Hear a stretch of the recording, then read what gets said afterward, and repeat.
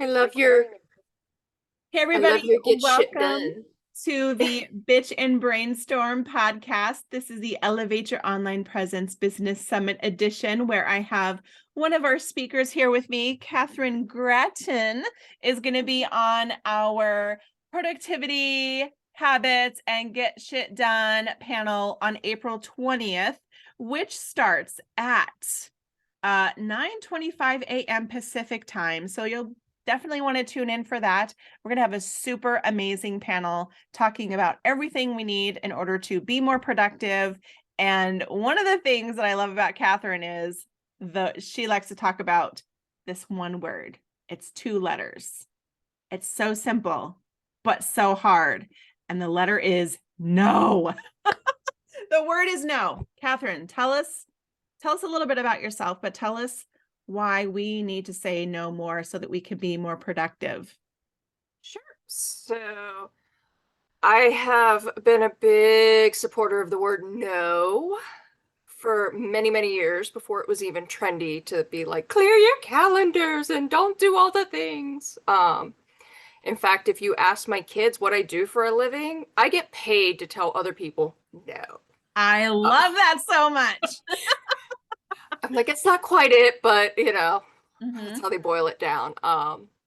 I've been in like the business support, nonprofit, grant writing realm for more years than my face allows people to think. Good esthetician will do that for you. Um, but and from that, because you get pulled in so many directions, Mm-hmm. you have to learn to say no. And the other part of it was at the age of 17, was actually diagnosed with cervical cancer Mm. and ovarian cysts and all that fun. Basically, I don't know how I reproduced because the factory should have been condemned. Got it. Um, but The from miracle of that, life. yes. So from that, I've learned that getting stressed out caused ovarian cysts to rupture often. Mm. So that really quickly, every time you're like freaking yourself out, taking too much on, that you double over in pain, Yeah, made me realize no's my favorite word. I love that. So Love that. don't recommend learning because of that reason, but the rest of it's Mhm. applicable. Yeah, yeah. So, So one of the things I used to joke about all the time was trying to clone myself because I just had so much to do. My kids are older now. I'm an empty nester and they're both grown-ups, which makes life really easy. Except I noticed that it the relationship just changes, right? They still call me when they need help, like you will always be their mom, even though they're adults now, right? yeah. Um, but like, how do you juggle all, being a mom and being a business owner? What do you say yes to? What do you say no to? Then there's mom guilt, like all the BS that women have to deal with being a business owner and a mother. Do you have any tips or suggestions on how we can lessen that a little bit? Yeah. So I'm in that middle stage where my kids are 12 and 16, and I have a stepson who's out of the house and by all technicality made me a grandmother a year ago. Crazy. But so I have a little bit of all of that going on. And when I'm looking at things that I'm going to put on my calendar, because I have meetings in the afternoon when they're in school, that's perfect. Those are almost no-brainers. Like I can fill my calendar with that stuff because it's not impacting anyone but me. But when it comes to like committing to things in the evenings or super early in the morning when I need to make sure they're out of bed getting on the bus, Mm-hmm. I have to tell myself, will I be pissed if I have to cancel because the kids need something? Mm. If the answer is yes, then we look at another time in my schedule when kids aren't an impact. Mm-hmm. If the answer is no, I'm not going to be pissed, then I sit there and I evaluate, okay, so if I'm not going to get pissed about missing out on this thing, do I really need to be there? Yeah. And then, then you go into that internal battle of, okay, so I don't or I do, and am I getting paid for it? Well, then, Mhm. okay, yes, money's nice. I like electricity. I like to eat. So paying bills is good. So then, I put it in. But like those are my internal things I weigh it against is it revolves around my kids, Yeah. kind of in a way, which as I slowly start kicking more of them out the nest, might evaluate priorities. Mhm. Although it might also just make my schedule even busier once they leave, because then my husband will be retiring by that point, and I love him, but the more time we don't spend in the same room together, the longer our marriage will last. Girl, I get you. My dad retired and my mom said, "Please go get a job." I love you, but we need more time apart. I totally get that. When I was a photographer, I was often having to choose between a soccer game, and I'm like, if you're gonna pull me away from my kid's soccer game, it better be damn worth it, right? It better financially be compensating me enough. And that was the really hard thing for me to do, was telling clients no, because I had this idea that if I told them no, that they would go find another photographer, which I'm not a photographer anymore. But it was like, I decided that I was going to no photo shoots on Sundays. Like Sunday was going to be family day.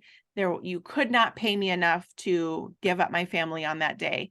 And it took me a long time to get there, to that point where I ran myself ragged.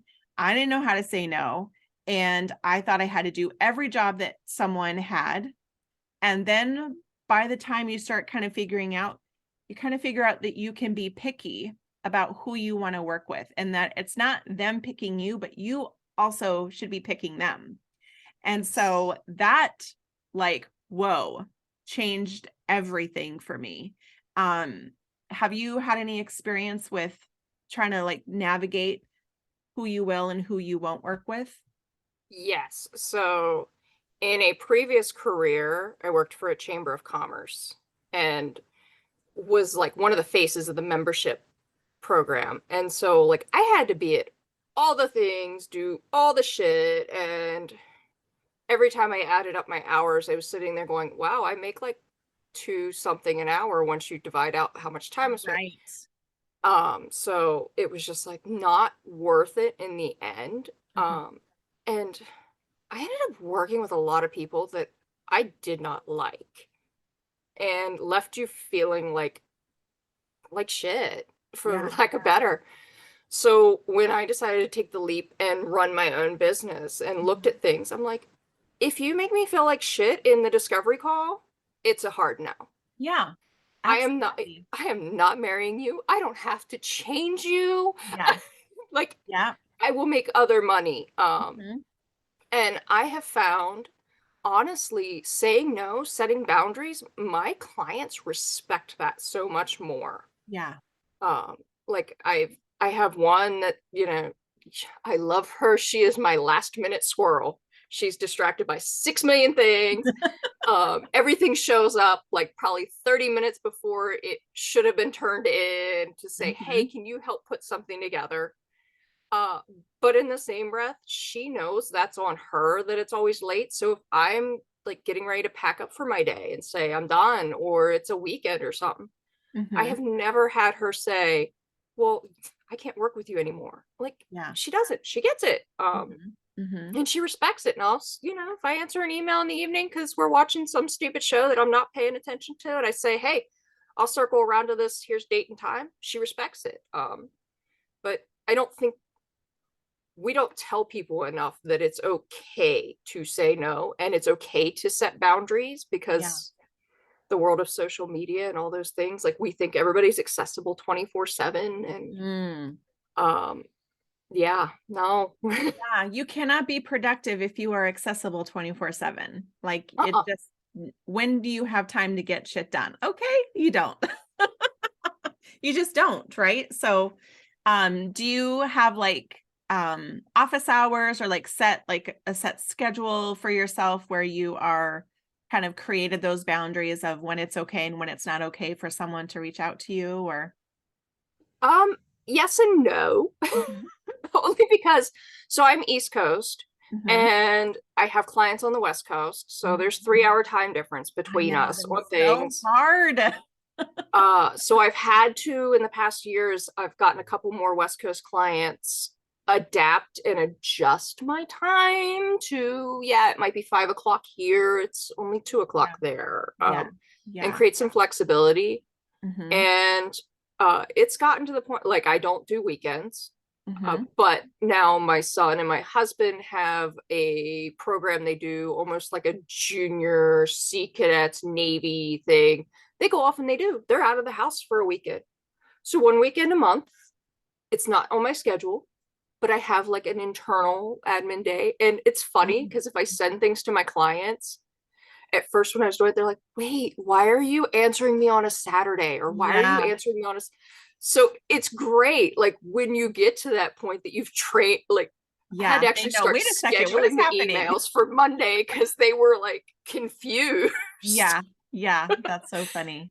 That's so But funny. things like that, I build those in. Mhm. But again, it goes back to I'll take things out of my normal hours. I try to stick to a traditional like Monday, Friday, like Yeah, 9 to 5 ish, but I'll take things out of it. It's just gotta be worth it that I'm gonna be like, yeah. yeah, definite. And I'm okay with missing whatever else in my personal life that this would have filled. So Mhm. Yeah. Well, I love that we're going to have, this discussion at our on our summit, April 19th and 20th. Be sure to come and check it out. This is going to be a really great conversation. And we have in our business development panel a boundaries coach who her ooh, whole phrase is, I love you and no. So yes, yeah, my kind of people. I know. Yeah. So you two should totally connect. But yeah, so be sure to tune in and come and see Kathyrn on the Productivity Habits and Get You Done panel on April 20th at 9:25 a.m. Pacific time. We will see you guys all there. Have a wonderful day. Thank you, Kathyrn, for being with us. Yes, thank you.